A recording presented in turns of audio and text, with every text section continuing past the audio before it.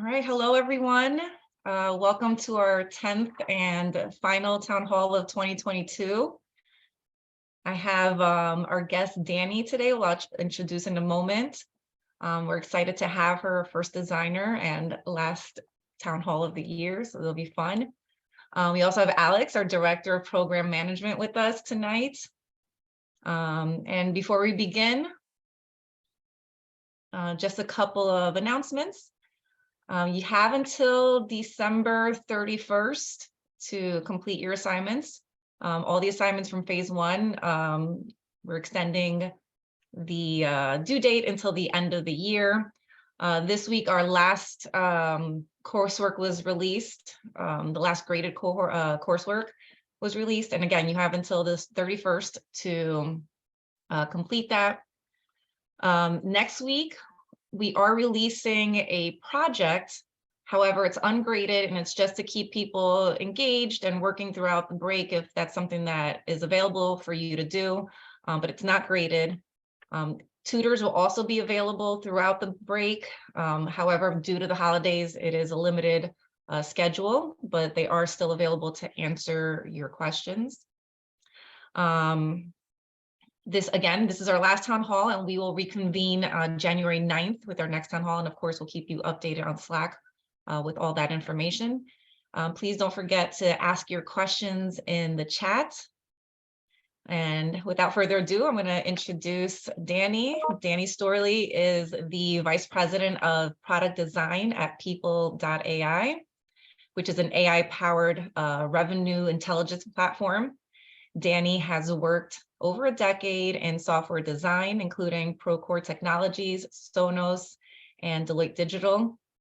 She's also consulted for early stage startup and Fortune 500 brands while at Deloitte, such as Target, Amazon, and Fox Sports. Welcome, Dani. Thank you for joining us tonight. Oh, well, very happy to be here, and thank you for having me. Yes, we're all very excited. So just a little background, I was a design student last year and we didn't have many design town hall guests. So we're really excited to have our first and hopefully more to come in the next year. So Dani, I guess just the usual, like how did you get into design, UX design or product design? Maybe you can go into that in a little bit detail later on as well. And what are you doing now? Oh, okay. Well, I guess how I got into, well, now product design, I guess, but we'll go into how design always has an existential crisis on what we want to call ourselves. So I started out, I didn't, I came from a background where I didn't have family members that went to college. You got out and it's like just work and figure out how to make your life work. And so there wasn't really a thing called product design or UX design or UI design. And we just went through the .com bubble and, the economy was just like, tech wasn't awesome at that time. My industry didn't exist. And so there wasn't quite a path for that. But there was something inside me that loved creativity. And I knew that being a fine artist was it's a hard path to take. There are professional artists that do truly make money as their profession, but that's really hard to get into. And you really have to be exceptionally talented. And I knew that wasn't me. And the other one was I looked at architecture and I thought, like, this is really neat. This does integrate more art. And if you really think about it, like usability of a space. And so I didn't know that at the time. I just was gravitated towards that. And it was about, 2000 or so. And I started taking two types of courses. One was like really understanding the fundamentals of design. And because you had to learn basic drawing techniques. And I'm like, well, this is really fun. And then the other part was you had to learn AutoCAD because they were taking a lot of the manual drawing processes out through AutoCAD. And that's where I discovered computer drawing. And at that time, it was more, like drawing out plans and practicing those things, but was endeavoring into really cool technologies that were like Adobe was like existed at that time. So you can tinker in those tools and kind of see digital art come to life in a very different way. And with Autodesk, you did get that introductory to computer drawing and other programs that were coming out like Vectorworks, which you could do 3-dimensional drawings and see it render to life like something that your mind's eye. And I just knew, I'm like, wow, this digital space art is so incredible. But still, there was no product design or UX design. It just didn't happen. So I took this long journey doing other real estate to restaurants to selling insurance. I mean, nothing had to do with design, but it just stuck with me. And a decision to, make it happen, and went back to school and finished and started at an agency. And at that agency, it was right like the iPhone came out. And that was a really incredible platform to really design for. Apple set the precedent, I would say, in terms of the value of design, because they really cared about industrial design. You couldn't really care about industrial design with learning about the software design of it as well, because those two things are very complementary now that we very much know that. But at the time, again, it was very new. So they really set the tone for us. And at the agency I was working at, we were the first ones to do mobile applications before companies pulled it in-house and before anyone really knew how to code and design for it. So that gave me an introduction to a lot of really amazing Fortune 500 companies. And it was just pure luck and a lot of hard work and grit to make it work. And actually, that's kind of, I branched out on my own and did some consulting for early stage startups, where I really got to see this beauty in, like, you have a founder with a really interesting idea or problem that was needing to be solved, and devs couldn't, no offense to development, but they couldn't figure out how to solve like the customer problem in the same way that a product or design-minded person could. And so those things really became complementary, and you really started to see like the value of what design can do to progress a business forward really quickly inside of a startup space. And so that led to a lot of really cool experiences with working in car infotainment systems to property tech to shoots. I mean, I can go on and on some of the startups to product-led growth efforts, which is something we can probably touch back on, and huge amount of design value and pushing that aspect of a business forward. And eventually stumbled into Sonos. Started working there, and it was really fun to work in a blend of hardware and software. So that was a really interesting space to be in, and then work with the music industry, which was really changing a lot in that time, with a lot of, not just with Pandora kind of coming on the scene, but really Spotify taking a center hold of where artists, musicians and artists can actually publish work. So it was making a lot of like music more accessible, and we were offering this beautiful hardware solution where you can listen to it in a home. So there was a huge interplay between music and living life and listening in a home in different rooms. That seems like a really simple problem to solve, but hardware and software are actually really hard.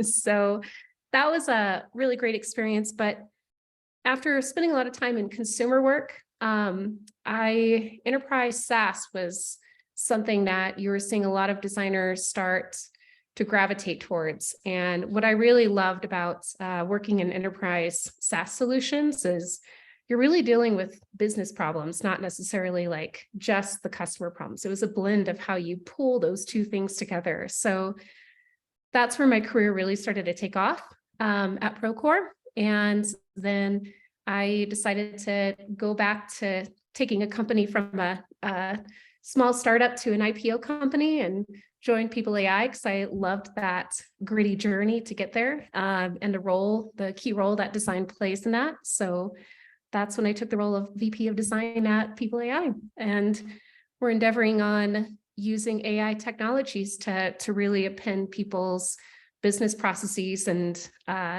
pull out interesting insights to help people do their jobs better. That sounds like an amazing journey. So thank you for sharing that with us. Yeah. So just to give you a little background of where our participants are right now, we're still very much in the beginning phase. But I know everyone's goal towards the end of this program is, to become job ready, or at least the beginnings of becoming job ready. Right now, I guess some of our projects are more, we're learning the difference between UX and UI design, how they are two separate things, but also work together. You mentioned product design. Do you think you can give us a little insight on what these titles are and this crisis that you say design is going through? Yeah. Gosh, I feel like I'll say this, everyone, you can go on the internet and every design leader will have varying different opinions on what it is. But it's really hard to pull product design and UX design apart, but I'll do my best. I think for the way that the industry is, gosh, I'll say it this way. When you're at a small company, you kind of have to do all the things. Like it's really hard to make a distinction. Like we hire a UX designer, hire a UI designer, we hire a researcher, we hire a CX designer, which is a totally different facet of design, or an information architect, or all these things that design does. When you're in an early company, you kind of wear all those hats. And that's, I think, where product design really kind of came about. And in bigger companies, like if you go to Google, or I probably would venture to say even Microsoft as well, they'll probably have more specialty roles. Like UI designers are going to work very deeply on more of the visual aspect of it and integrated approach to design systems. UX designers are probably going to work more integrated into maybe a specific project that's, helping with some aspects of information architecture and doing all the spec work to make sure it solves the problem for the customers. For product designers, they're more generalists. Like you're going to want them to be able to do some aspect of UI. You're going to want them to do an aspect of say, interaction design or UX design. You're going to want them to run brainstorming workshops with executives and product managers and engineers, and really tie in a lot of those business related items to solving the customer problems. And I think you're going to probably see product design more and more, as especially now that our economy is a little bit tense and companies don't have as much budget. They're going to want people to be more generalists than specialists. So I think it's a direction that our industry has been going, and that kind of consolidation. But in bigger companies, you're going to still see a lot of those specialties, just because the workload or the square footage of a product, if you will, is much bigger, that they're going to need people to have more direct focus or a lot more specialty roles in those companies. So that actually was my next question. I know we have like the generalist, the specialist, T-shaped, pie-shaped, all these different types of designers. So it sounds like maybe as a new designer, being a generalist is probably your best bet. Is that what do you think? Yeah, I would say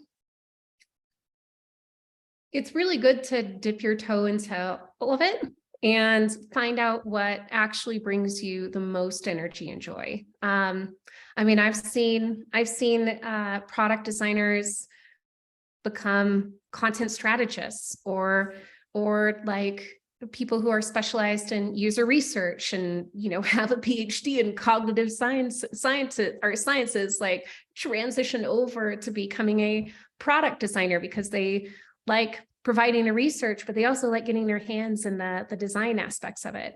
So I think it's good to explore all your options, and that'll actually help you with your job if you if you feel like you still like to hold on to a lot of that, almost every aspect of design, like starting off in a small company or a mid-sized company might be better. If you're really finding that you gravitate very deeply to like the interaction design of a product or the architecture of it, or a lot of the usability aspects of it and tinkering with that, you might want to look at a bigger company that offers more specialty roles. So it just depends on where you find your energy and joy.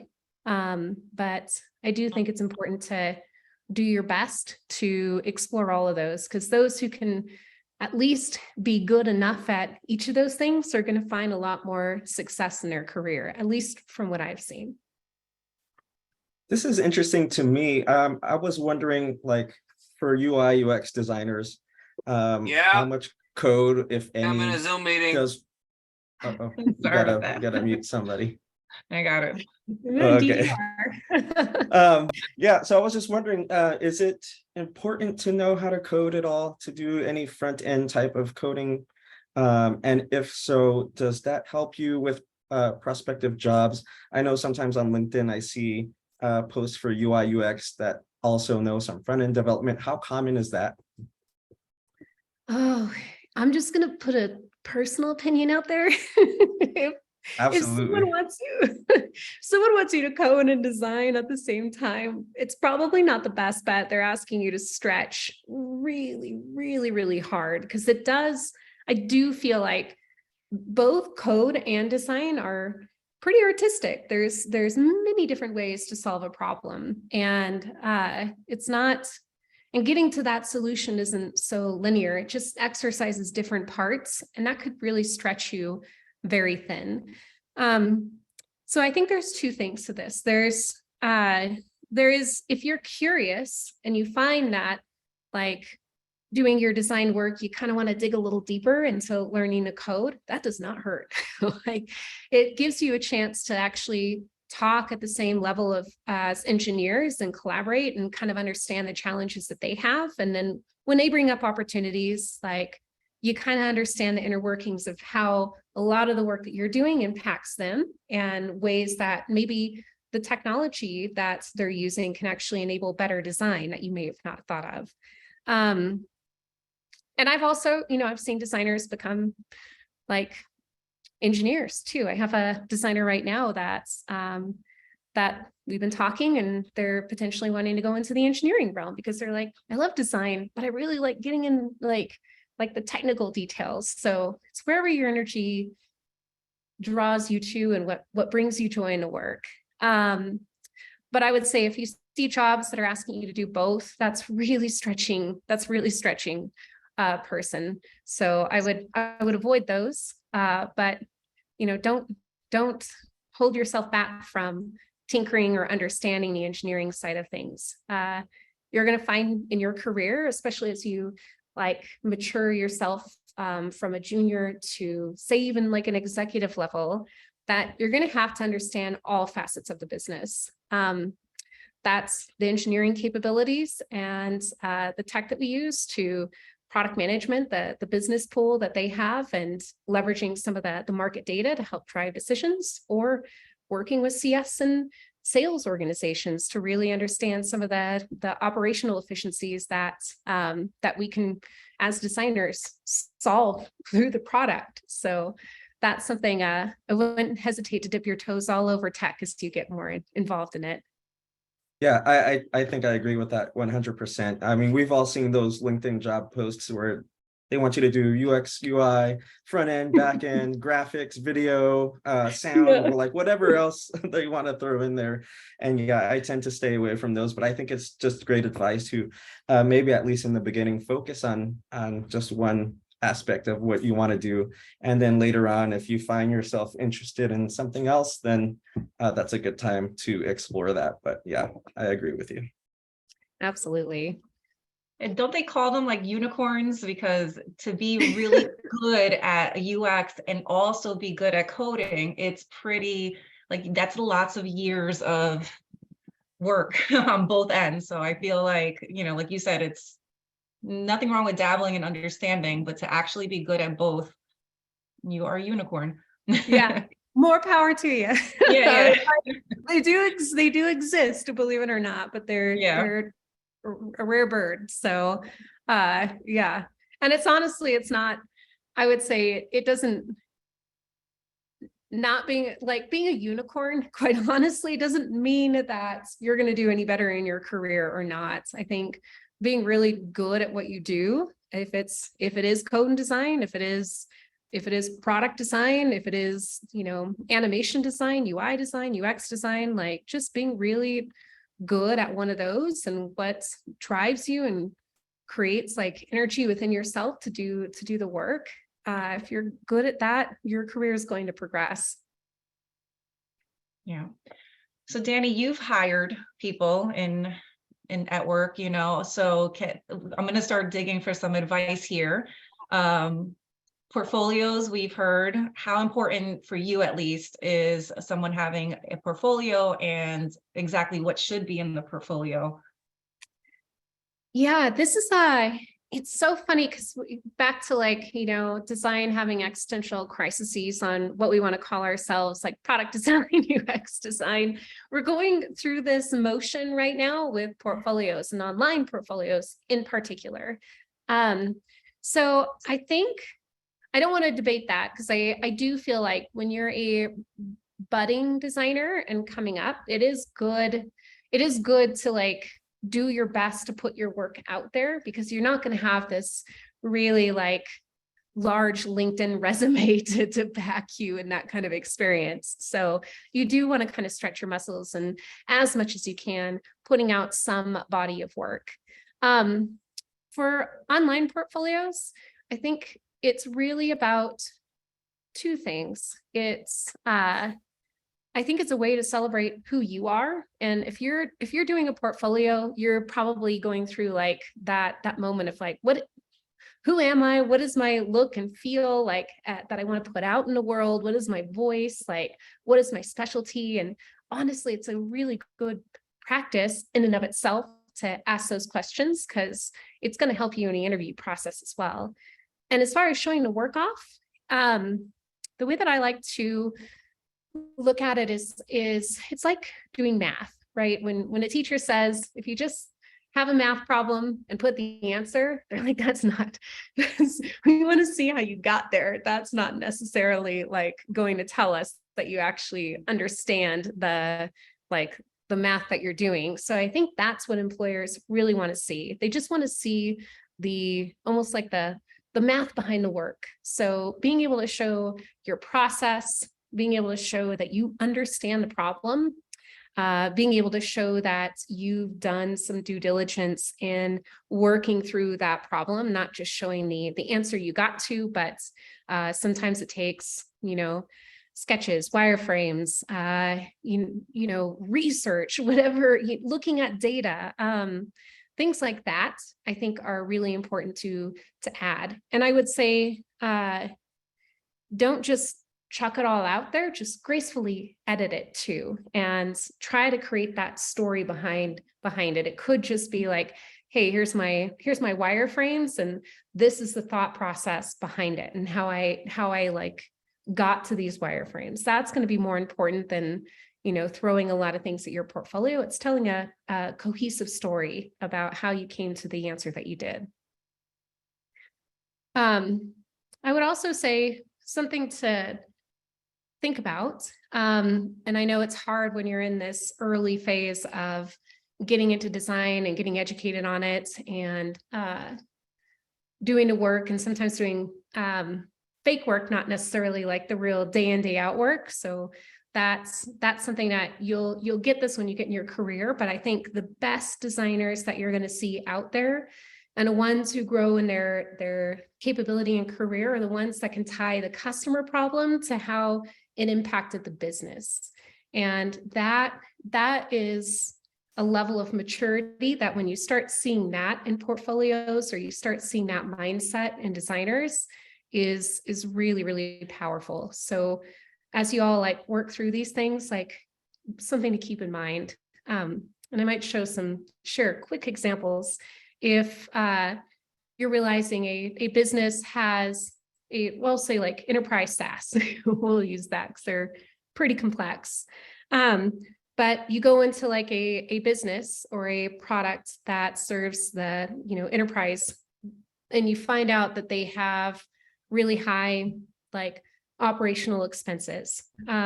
So their customer support organization is getting a number of calls about the product that they're trying to get educated on, or that maybe it's confusing. And so they have to have a lot of your organization handhold them through the product. Well, that's expensive. And as a designer, that's easily solvable. So if you find out what those problems are that customers are really struggling with, and solve that problem and create efficiencies in their business process through your product, that offloads a lot of like expense and time for your customer support organization or customer success organization, that's a huge win. You're solving a customer problem and you're reducing a lot of operational expense for an organization, and that's really powerful. Oh, thank you. So I hear you talking about telling the story, which is important. So what's your opinion on, because I've read a couple pros and cons to websites like Dribbble or Behance, where maybe some people focus on maybe having too many just designs, but then there's no story that goes with it, or there's no research that went with a project. So what do you say about all that? Oh, I'm guilty of throwing stuff on Dribbble.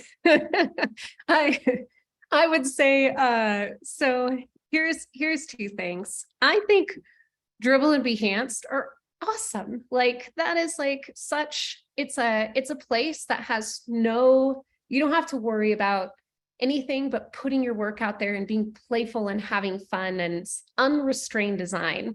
And it gives back to the community. So people look at your work and are influenced by it and inspired by it. And maybe there's no business practicality to it, but you just threw it out there.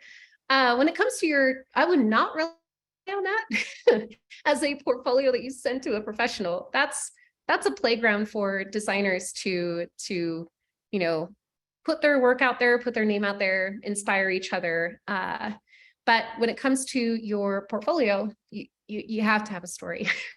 That's especially when you're looking in product design. Even in some of if you decide to go down a route of UI design, there has to be rationale why you came to the conclusion that you did. So I would say play. That's the best way to learn.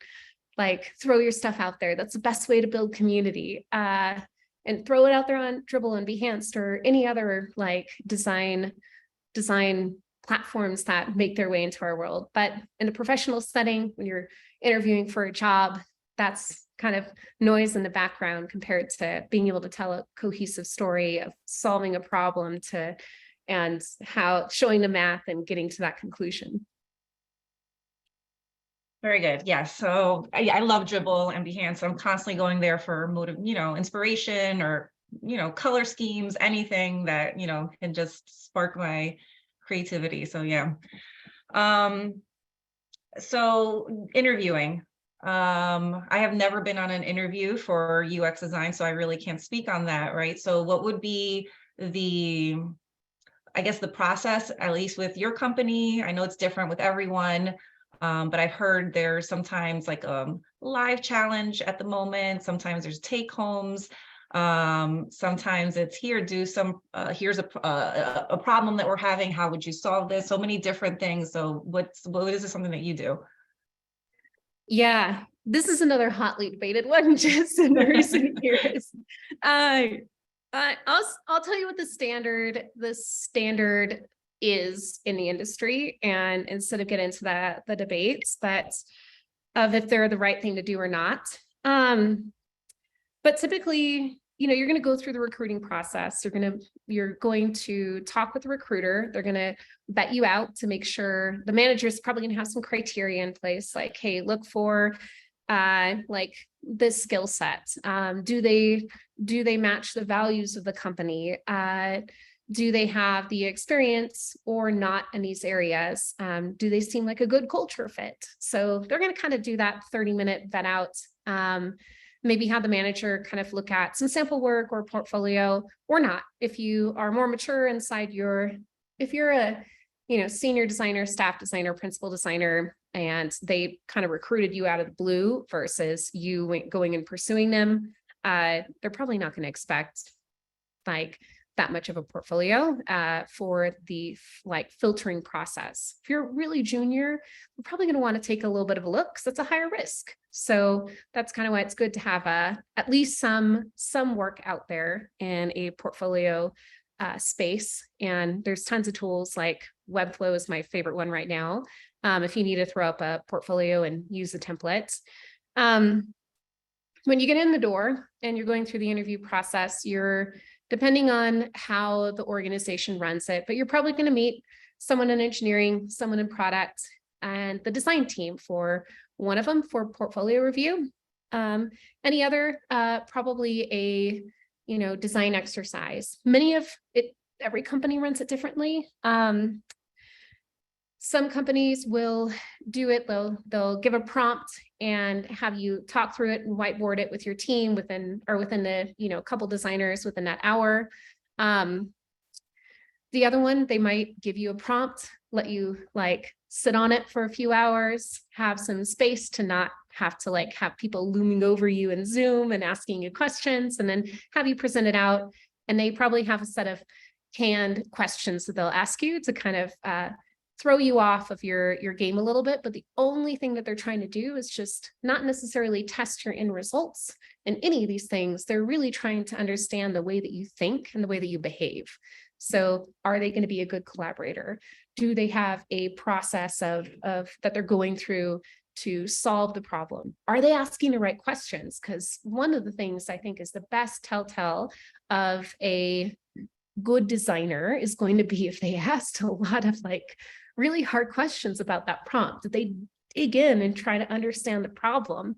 And it's actually a really good way as you, the interviewee, to understand how that team is going to behave too. Because if they gracefully answer the questions and are energetic and help you to help yourself in this, then that's a good vibe. That's something that you want to join in. If they're a little bit tough and not really answering well and not very organized, that could be a reflection of what you might get. Not all the time. So that's something to consider for yourself too, as you evaluate the person that you're interviewing with. As far as take-home tests, that's getting a little more rare. I don't know. I think companies like Google, they might still do it, but they will pay you for it sometimes too. So they might give you money to spend the time, because it is work. It is truly work to go home and sit and do this. They say, oh, don't spend more than 5 hours. But if you really want that job, you're going to spend as many hours as it takes. So don't let that fool you.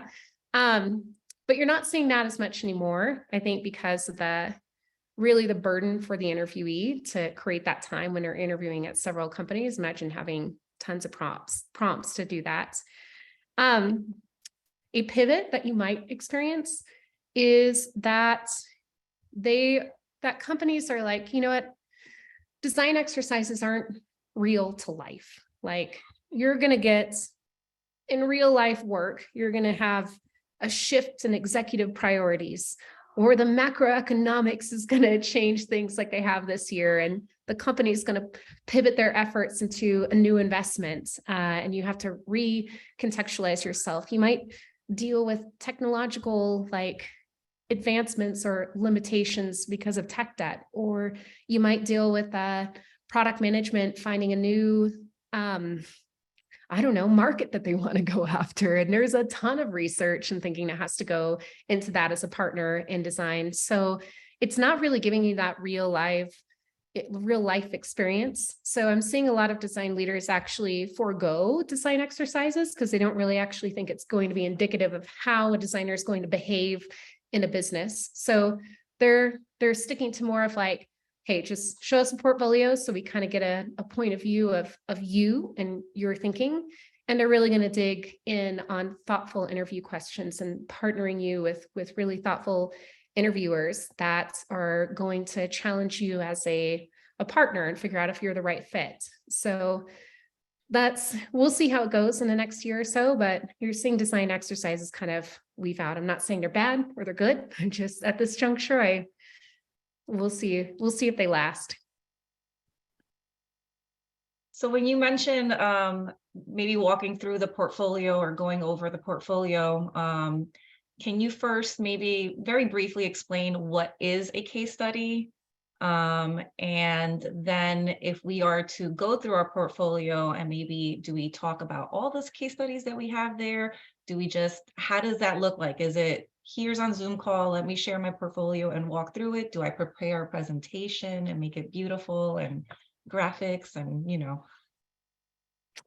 Yeah, I would say a case study, look at it like this, like it's just a project and you're unpacking that project for a team. I do think the thing that and a project, I'll say this, like the project will have its own look, feel, design, like storyline or whatever. But I think really good, thoughtful portfolios are kind of weaving in their personality from the beginning and making a very, very thoughtful presentation of themselves and weaving that into the entirety of that project or case study that you're showcasing. So don't forget to like really make your portfolio very presentable while you're wrapping up that case study. Typically in an interview, you're probably only going to have to showcase one, maybe two case studies. It just depends on how deep those go. I would say sometimes they say three, but I've never seen anyone get through you could barely get through two in an hour. So it depends on how intensive those case studies are. For those case studies, I mean, just like I'm sure this kind of happens in some of the project work that you all do too, but the way that I like to see case studies presented is the story of a project is never linear. It just isn't.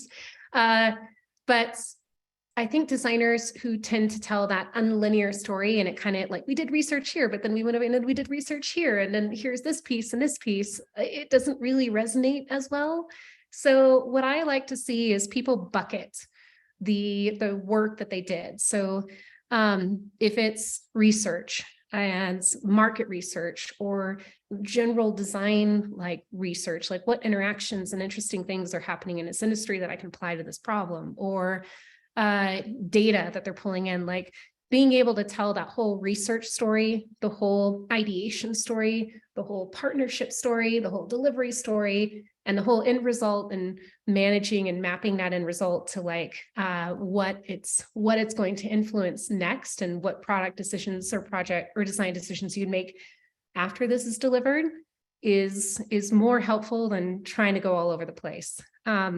So I'd say keep it clean, keep it concise, tell good sub-stories within that whole project story. Make sure to bucket that information or like specifics on those projects, because sometimes it can get pretty scattered if you're trying to tell the mayhem that is trying to build a good product. So, but I think the most important thing is be authentic. Like no one wants to hear that, I would say textbook answers. They kind of want to hear like who you are and how you interacted with the team and your thoughts and your authentic being. And that I think is going to resonate. That's going to be the thing that like makes them feel like that's the team member I want to add to this long journey of building product together. Thank you. Yeah, very wonderful information. So as a complete newbie, let's say, this is our first experience of the Reskill is UX is our first experience here. We are going to do some projects. Is this something that would you say like the projects that we would do in a boot camp would be something that you would put in a portfolio, or would you say that's more of a foundation and then go and create your own projects? And then also what kind of projects, or how does somebody who's new get started on their first project? I would say if you're proud of the project that you did in a boot camp, you put it in there. That does not hurt. As long as put the work that you're most proud of out there, And quite honestly, there's I think there's two things. If you're new and you're trying to build a portfolio so you can get your foot in the door, there's a few things, and I'll send you some resources after. There's a lot. The design community actually really loves bringing other designers in. It's actually, out of all industries, I feel like it's in tech, it's like one of the most welcoming. So people are out there to help, to share, to help build you up. And I'll send you some resources where you can get mentorship and coaching. And that is actually going to be probably the most advantageous thing you do when you're trying to get your foot in the door, because inside that mentorship and coaching that you receive, they have a network, and they're gonna keep their eye out for you on trying to find job placement or projects and things of that nature. The other thing I would say is, if you want to, outside of academic work or project work that you're all doing, or boot camp work, if you're proud of it, put it in. If you still feel like there's more that you can do, there's so many nonprofits out there looking for help. That is a really, really important thing. Or internships. Don't ever take an unpaid internship, but I would say there's internships that will help get you off the ground as well. So those are the things, and that'll give you some projects as well. So they might not pay the best money in the industry, but once you get in after an internship, like your ability to sustain your life after that is going to be exponentially better. Because I'm really proud of our industry. We become when I first started, it was a very, very, very, very low paying job, to now you can easily get out of school or a boot camp or training and make 6 figures out the door. So that's being able to make sure that you have like that content together, be it those projects, nonprofits, internships. You'll definitely find a way to get in that door. Thank you. And thank you for offering us some resources. Some questions I see here. Is there any books that you recommend with that that'll help with that? And maybe to add on a little bit, how would you keep up with the trends? Trends are always changing. And I know there's some newsletters that try to, keep up with the daily or monthly trend, but any resources that you recommend for keeping up with what's going on in UX? Oh boy. There's so much out there. How about this? I will follow up with a bit of a book list and maybe some resources to follow. But I will say for books, I feel like as far as beginner books, it's been a long time. I feel like right now I'm just trying to navigate executives versus like jumping into design. But List Apart has a really good book resources. I will send you all some like Slack channels that you can join for the design community, for beginners to more advanced, that are going to provide you with a lot of resources that can better give you like specifics, especially when you're in these early stages.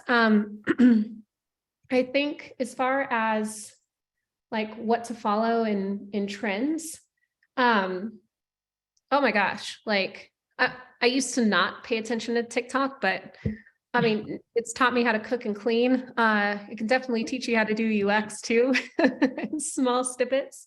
But holy moly, there are tons of resources on YouTube, on Medium, on TikTok, on Instagram. Like, it's just, we have endless amounts of people putting content out in the world. So I'll send some followers to follow on LinkedIn. That's also a really great resource, because they're going to be the ones talking about the industry and what's going on in their observations. And then when it comes to foundational learning, like you can get anything like I'm not a very good motion designer, or AR designer, but I love it. And I'll just go on YouTube and learn something and like apply it in some design tool just to like keep fresh. So you don't need much. It's all out there for you to just search and find and use, quite honestly. That kind of goes along with what I was going to ask, as a software engineer, who doesn't have the greatest design sense, what are some tips do you have for front-end developers, full stack developers, on how to maybe up their design game just a little bit, or maybe what are some things that we should pay attention to a little bit more that would help, bring about better designs? Because sometimes we're on teams that unfortunately don't have designers, so we got to kind of play that role as well. And what do you have on that? Oh, shoot. Okay, I don't know if I'm gonna have a clear answer, but some of my favorite engineers are the ones who are curious and love to partner with design, or really like to understand a customer problem and challenge design. It's like, is this truly solving a customer problem? Or even product managers, because you're going to have them as well. So I think the core of it from an engineering standpoint is like understanding the problem is like the first step, because that's where we have to begin. And that's what you're all working towards. So that's the first thing. If you don't have, I would say that's the first thing if you don't have a designer. If you have a designer, honestly, I think it should be cyclical, quite honestly. Like, I feel like engineers sometimes come up with the best ideas that we're just like, how did we miss that? Or when you're engineering something, you're going to find all these edge cases that we just didn't forecast for. So there's a real fun relationship that builds inside of that dynamic. Or designers are going to come back to you and say, like, I think we sent you this direction. I'm very sorry, but we found a better way to solve it. Help me get there. Or what are some of the technical capabilities that we don't know and that engineers are going to be more adept to understanding and offering that? And I'll be honest, some of my dearest friends are engineers, and we played video games, Oculus, tinker, like on Christmas vacations when we're off, we'll build things together. So it's almost like just keeping up that collaboration is mutually beneficial to all sides. That's awesome. I just as you were talking, I was thinking about this. If the UI UX team has a certain idea of how something should be implemented, and the front end developer team has another idea of how something should be implemented, how do you reconcile that? And I'm sure maybe that doesn't happen as often as you would think, but what's the process like there, and who kind of has the authority to say, okay, you know what, this is what we're going to go with, and no ifs, ands, or buts? Oh, I'm laughing at this because it happens all the time, and I'm dealing with it right now with some of my team. User testing solves it all. Like, you can't argue with the customer and the usability of it. So we won't go into all the tools and techniques that are to user testing, but I think that's the best way to mitigate it, because I've seen design radically wrong, and I've seen engineers like radically wrong, or one side radically right and the other side radically right. And I think it's just the humility to not hold too tightly to your ideas and be able to throw them out in the world and see if they actually work. I would encourage this though. If you are a very agile, lean environment, the best thing you can do is live data prototypes. Design tools, we have enough to like get us by, but if you put it in the context of a product, of a beta, of like being able to like test it with real data and real world information, that's where engineering can really step in and help break that tie. In the meantime, if it's in that more early phase of things, like designs can, Figma can do enough to kind of get us by to help us make better decisions. But yeah. Okay, that's great to know that does happen often, and there are ways to reconcile those issues. I just have one more question, Lorraine. Is AI taking all of our jobs? No, we're not that. I mean, I love the internet. I think here's the thing: is AI going to automate a lot of manual processes? Yeah, for sure. I think that's pretty magical. Like, there's things that we just don't need to bother with, that I think it's going to help append human decision making or menial tasks. or providing interesting insights to large quantities of data that we would never be able to draw out from a data visualization or some kind of readout of information. So there's a lot of things that it can help and append us in. I think we're still quite, as much as like LinkedIn and the internet likes to say that, like, because of Dolly, like there's going to be no need for design.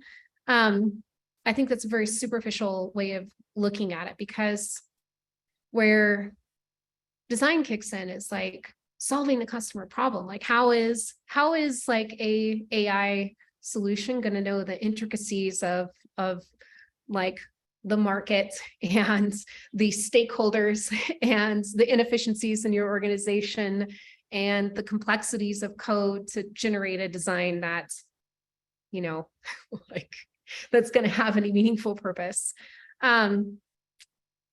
And I, honestly, the last thing I'll say on this, I was literally having this debate with one of my designers today. And the thing is, like, we're trying to make it smarter than it is. Like, it's like, oh, it can automate a, workflow. It's like, well, a lot of patterns are all the same. Like, you should be able to just sometimes, like in code, it's like, you need a sign-in form, you just pull that out of the box.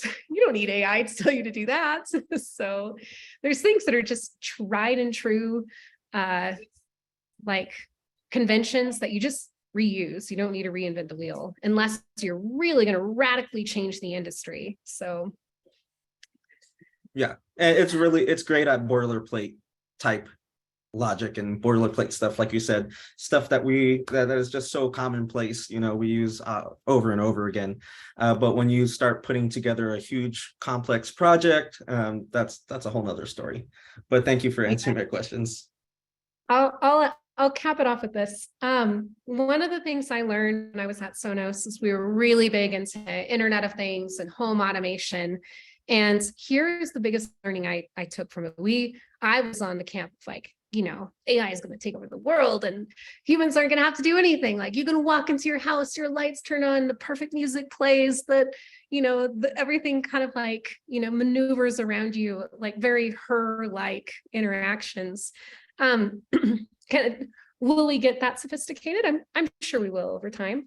I think it's a little bit of human adoption. And then sometimes things that you can't account for that are very human, that I realize that happen in home and happen in business decision making, is like, like I come home, my home's not going to be able to know if I had a bad day, that I want to go listen to like, my high school jams because like I don't know, it just needed that nostalgia. It's like it can't like mess with human emotion. And or if I bring new people into the house, I have guests staying, it's not going to know my guest preferences. It's not going to know that my whole house dynamic is going to change for 2 weeks.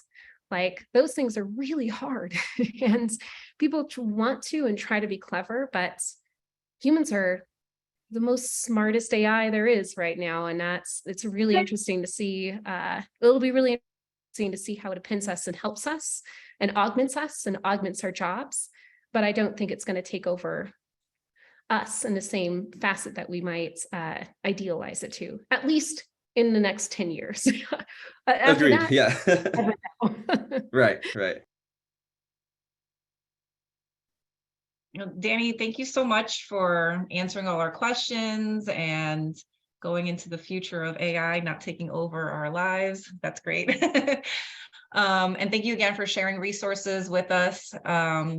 As soon as I get those, I will share it with you guys on Slack. So I really do appreciate that. Thank you. And I hope you have a happy, healthy, safe holiday and a happy new year. And same to all of our participants. It was a wonderful way to wrap up our town halls for the year with a designer. And next time we have a town hall, that will be on January 9th. But we'll all be around posting on Slack and keeping you guys updated. But we wish everybody a happy holiday, some rest, and back to the grind in January. Yeah, well, thank you all. It was totally an honor, a pleasure. please feel free to reach out to me any point in time. I'm happy to be a resource, a support. If there's time of any kind of mentorship or help, or I'll help relay you to other resources to help you along your career path. And very honored to be here, and happy holidays to y'all. Thank you so Dani. much. Thank you so Appreciate much. it. Bye, y'all. Bye, everyone.